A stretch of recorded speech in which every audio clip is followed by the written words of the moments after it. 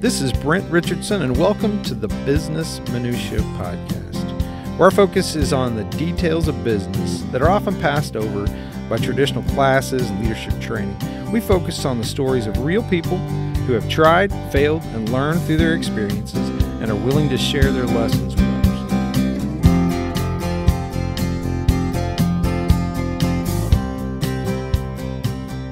Brent, last week we talked about networking for introverts. Now, before we get into networking for extroverts, I've got to tell you my nightmare extrovert story.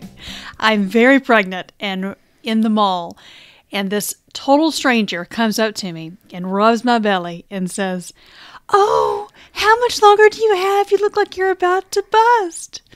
So I, nerves of steel, looked directly in his eyes and said, "I'm not pregnant." You're evil. He got pale, very, very pale. And then I looked at him, I said, I'm just kidding. I'm just kidding. And he was like, "Oh." The amount of crazy stories you have from the interactions you have with strangers is what's crazy to me. I remember you talking about some people some lady you ran into at Target, and we had for a while we had 3 kids under the age of 4, under 5. Yeah. That's a handful. Yeah. And didn't somebody make some comment to you about you know how to stop that, don't Ask you, or me something if like that? I knew where the birth control aisle was. Yeah, and then didn't you say something didn't help your mom or something like that? Everybody's telling me that, going, "Whoa, what a fantastic comeback! I can't believe you said that." That'll put her in her place, huh? I don't know. I don't know that I would recommend all our listeners to behave that way, but we'll start with a little bit of comic relief maybe as we get into networking for extroverts. Now, you would think, well, why do you need to cover networking for extroverts? They just naturally wake up networking. Well, extroverts do wake up sometimes naturally doing this, but they fail, just like the example you just gave. Somebody that comes in, "Hey, I'm gonna network and start grabbing pregnant ladies." Whoa, Yeah. come on. There's Yeah. definitely some rules of things that you should pay attention to and follow to be able to be effective at this, including if you're in a position of leadership or you're trying to grow your network from a leadership perspective. How you've got to be able to lead introverts. Right? And extroverts make introverts really uncomfortable. Right. So how do you do this with introverts? How do you do it with all kinds of people and do it effectively? So we're going to do do's and don'ts, similar to what we did last week. Great. Where do you want to start? Let's start with being self-aware. So being self-aware, what do you mean? I guess at a minimum, you should have some kind of understanding of where you fit on this spectrum.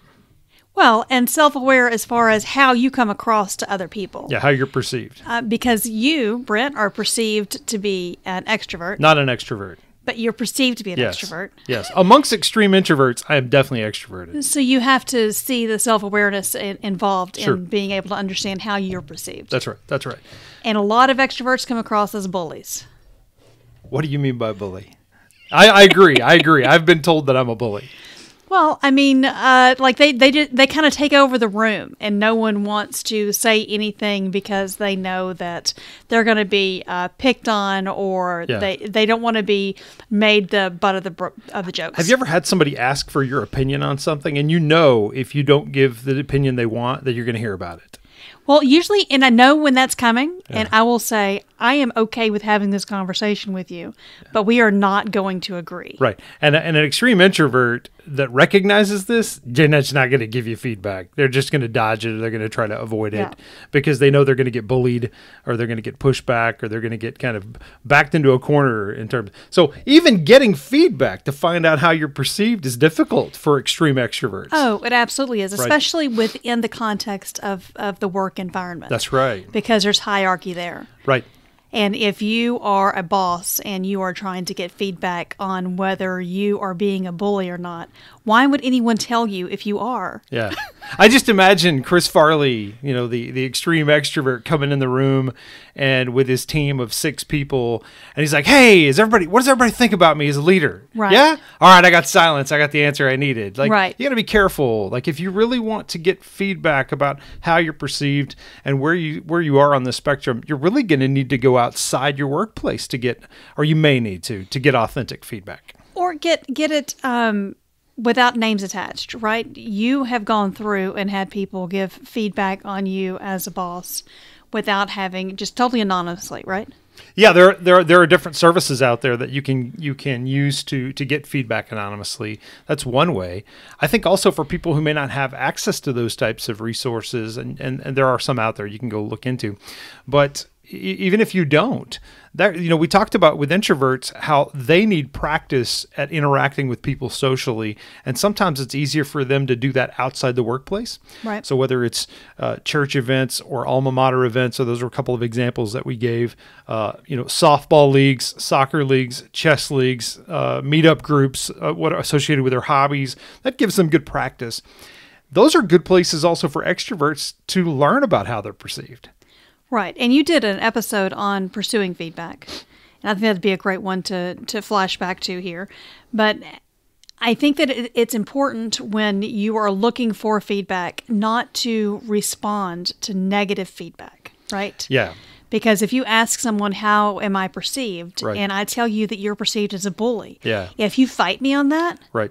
I'm not giving you feedback anymore. And honestly, I joke about being an introvert, but when I realized I had some extroverted tendencies that were starting to come out was when I realized I was having a hard time getting feedback, and I was intimidating. I can be an intimidating personality. I remember the first time I heard that I was loud. That shocked me. I thought, I'm not a loud person. I look at our kids one of our kids is very quiet, introverted, stay in his room and play video games all day if you let him. That was me. That probably shocks people, but that's how I was. But eventually, I don't know, you just come out of your shell, you gain confidence or for whatever Right. thing that everybody's got a different journey. And they become whoever they're going to become. But the first time I realized somebody told me I was loud. Because we had a customer and they're like, well, keep him away from Brent's office because he's so loud. The door closed doesn't make a difference. And I thought they were joking. At first I realized, hey, they're being honest. That was honest feedback. Yeah. Dang, I'm loud. And then I realized, I guess I am loud. Well, and other things you have to be aware of, not you personally, but an extroverted person, is sometimes they can come across as flirtatious. Yeah. And they don't necessarily mean to be. Sure. Sometimes, I remember in the church world, it was almost being handsy. Yeah, right? yeah. You don't need to hug me if you don't even know my name. That's just weird. Yeah, don't be handsy, and watch how you're behaving. Even the distance you're away from an introvert or from other people. Right. Like you've been to events with me for work where we had close talkers. Yeah. Folks that get a couple beverages in them and they feel like they got to get right on top of you to communicate a point, and we're like, whoa. Hey, man. He is about to lick my nose. About 3 feet is nice, having a hard time telling whose shoes those are. Right. Mine or yours. Right. So don't get handsy. Watch how uncomfortable you're making people. Because to me, putting my hand on somebody's shoulder, I will use that at times to create a connection. You got to be careful with that. Yeah. That's dangerous, right? So you want to be cautious about that for extroverts out there. Another in the don't category, we're talking about don't being a bully, really. All right. Right. But what does that look like? Don't force introverts out of their comfort zone. Right. I see extroverts that like to do. We joked a little bit about it last week about these icebreakers that make people really uncomfortable. Don't force introverts outside their comfort zone. Right? Be cautious about how you're doing that. And but I've been like that too. I've been once somebody I've had cases where someone would indicate to me something they didn't want to talk about. Right. But I thought it was like lighthearted, I don't want to talk about it. Like Nope. I don't want to let people know what my middle name is or something. And when I see the thread, I'm like, I just got to pull it. And I would pull it and pull it and pull it. And then I'd find out there was really good reason. There was a reason, yeah. They didn't want to share that. And then I look stupid for pushing the person. So you want to be really cautious about pushing people outside their comfort zones in this way. And if someone does share, don't belittle them because it was so hard for them to open up to begin with. Absolutely. And I've seen, really introverted folks that do finally, offer something, and then Right. somebody makes fun of them. Like, man, you know how hard it was for me to get that person to Right. talk, and how much more difficult it's going to be to get them to share next time. Okay, and for our second item, let's talk about listening skills. So this is an area where extroverts will often struggle. Right. And I've heard the 60-40 rule, but I don't know if I fully understand. Yeah, if you research, extroverts and how extroverts should areas for extroverts to get better and improve in terms of their social skills, this is what you'll see, is the 60-40 rule. And what it means is you should be listening 60% of the time and talking 40%. Which is hard for an extrovert. Now, if this is not hard for you, you might not be an extrovert. But again, it's a spectrum. It's never like you're all this or all that. Right. But in general, you need to be spending 60% of the time listening, 40% in talking. I'm trying to imagine how many people in my life actually listen that much. Well, and let's talk about some of the things that go wrong when extroverts are trying to listen. Right. Right. This is the one that I'm real, and the listening is not my strength. And I've told that to people, and they go, "You're a really good listener." I go, "Hey, I've got you fooled. Yeah. Fantastic. I've done a good job. I've adapted my behavior over the years." But one of the things that I've noticed that extreme extroverts will do this, and I'm prone to do it at times too, is someone's talking to me, and maybe they've got 4 or 5 sentences of something they're trying to communicate, and the third or fourth sentence are really the important things.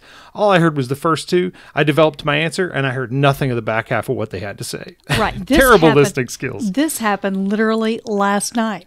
I told you about a meeting that I had. I told you 2 weeks ago. I told you a month ago. And I told you again last night. I said, just remember, I'm not going to be here tomorrow for the kids. I've got a meeting. And you said, I am sure you told me about this.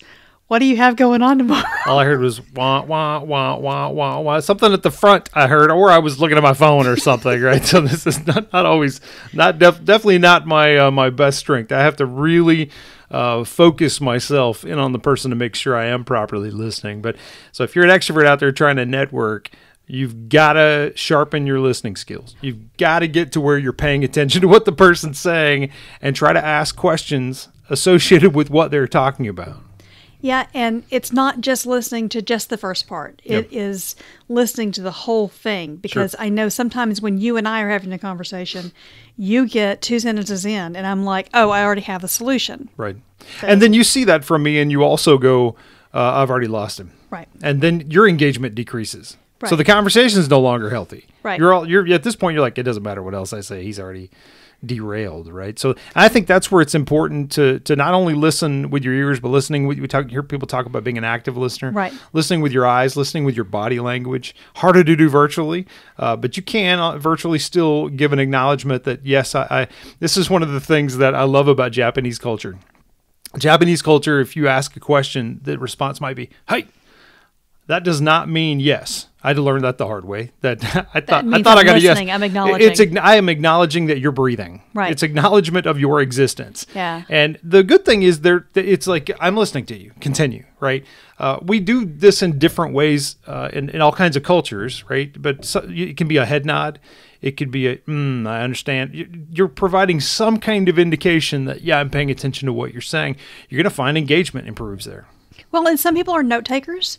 I find that sometimes I'm a note taker, so that if you're having a conversation with me and I want to make sure I get that on my calendar, then I'll pull out my phone and I start taking that note, right? Yeah. But communicate what you're doing. Sure. I'm not checking my email. That's right. Right? Let me write this down before I forget. Well, because this is important. And, we're talking about what to do. We want you to listen with your eyes. We want you to listen with your body language. We want you to be an active listener. Let's talk about what we don't want you to do. Have your eyes darting all over the room.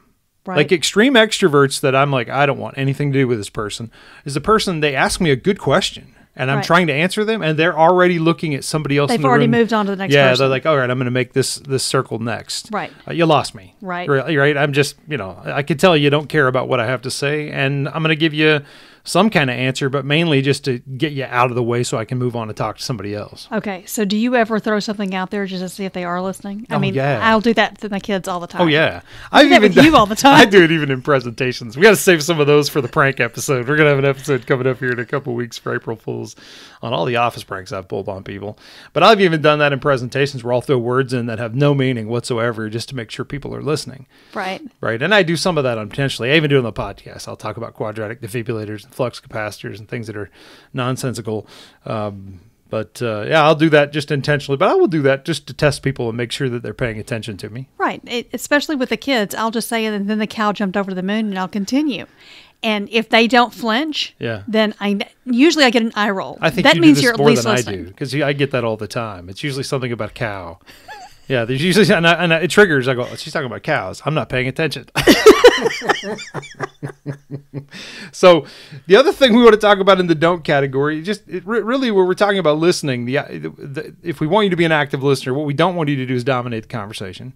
We don't want you, and this is tough for me. I intend to do this, and I think maybe the extroverts out there could appreciate this. In my defense, if I tell a good story and people are, eating out of the palm of my hand, Yep. my temptation is to follow with another. Right. Because I got 15 more that are just like it. I can keep the audience going for a couple of hours. Right. But I guarantee you, there may be a couple people that seem like they really like it, but there's several others that don't want anything to do with this, right? And you're not including people if you're dominating the conversation. So you want to be okay with silence. You got to learn to be okay with silence. I've had to learn this. I naturally want to fill the air with something. There is power in silence. There is.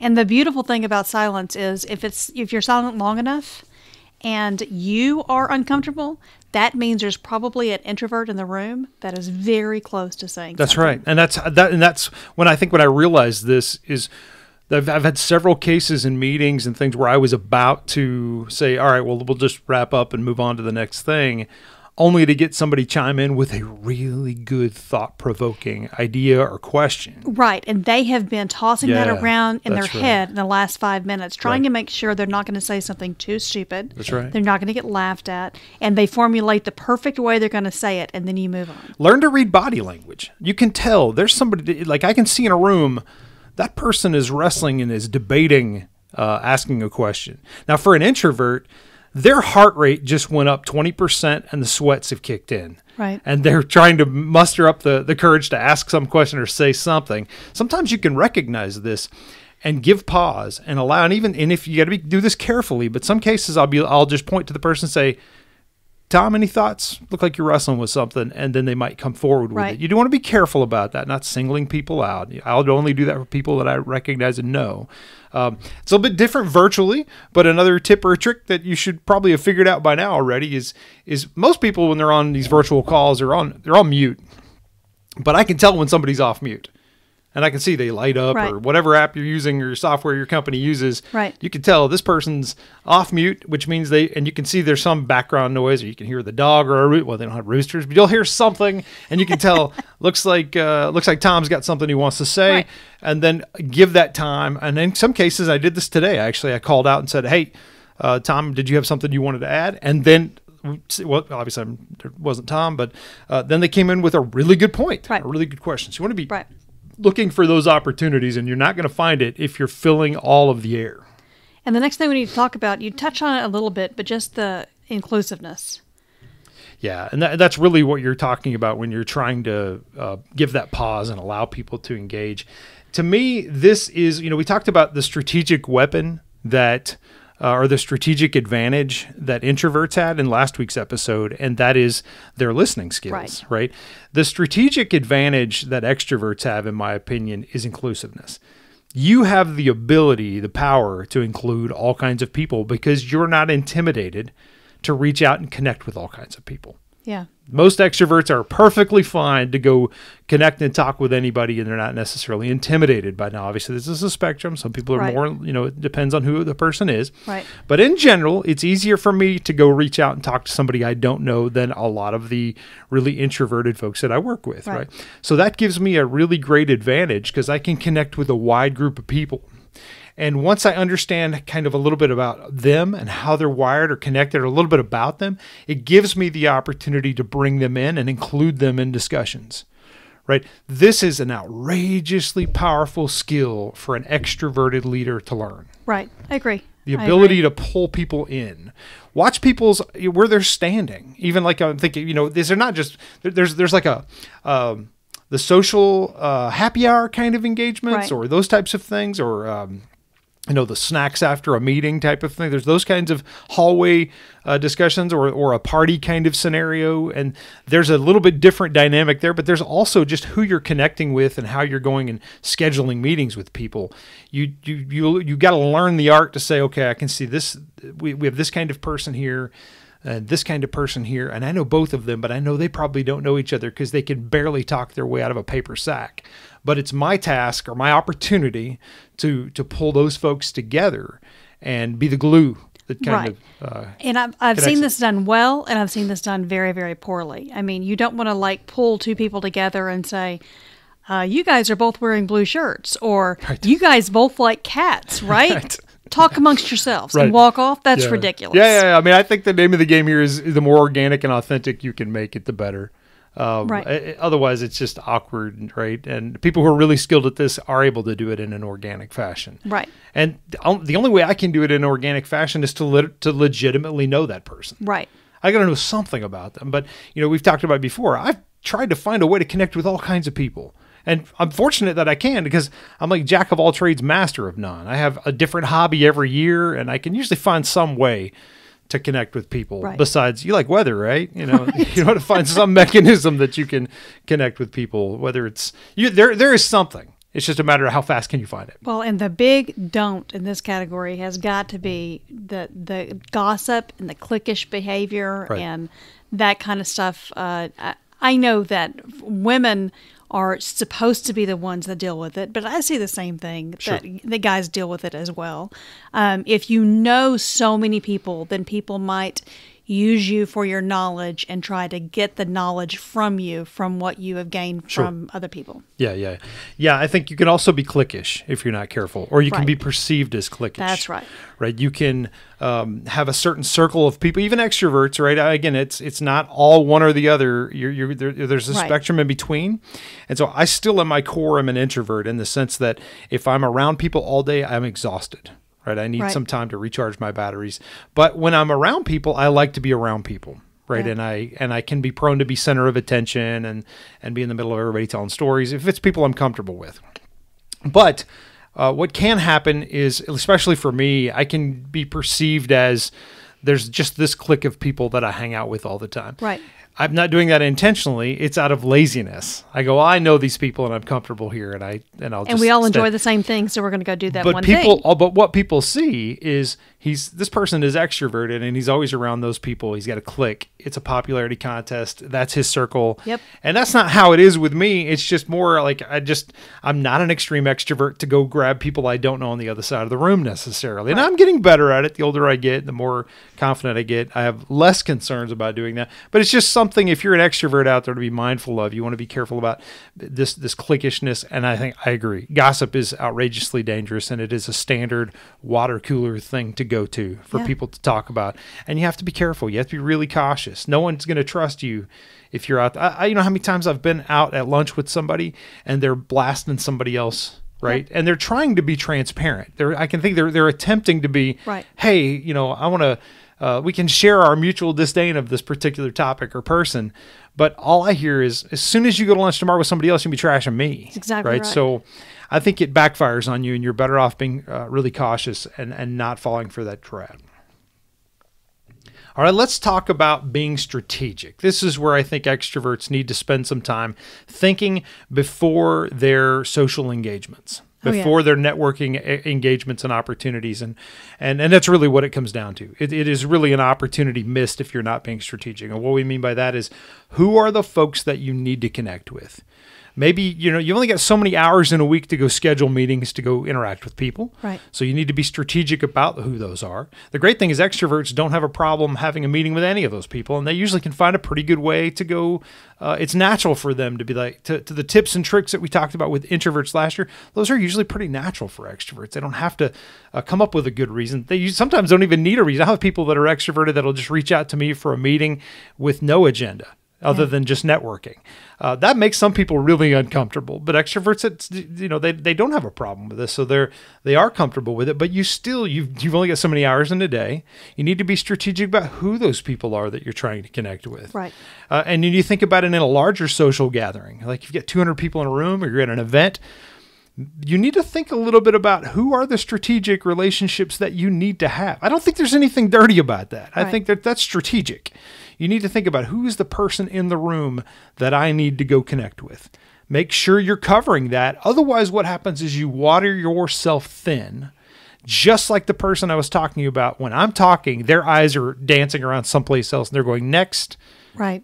Right. So having a little bit of depth with the few strategic people that you need to go develop relationships with is way more efficient. But that doesn't mean that you need to be a jerk to everyone in between. No, absolutely. Because there may be someone in that room that you are the strategic conversation they need to have today. Yes. Don't blow that off either. That's a great point. And I think there's a skilled art to learning how to get out of a conversation too. You know what I mean? Like, I've had to learn this too, where that it's like, we talked about this with the people who come in your office and won't get out.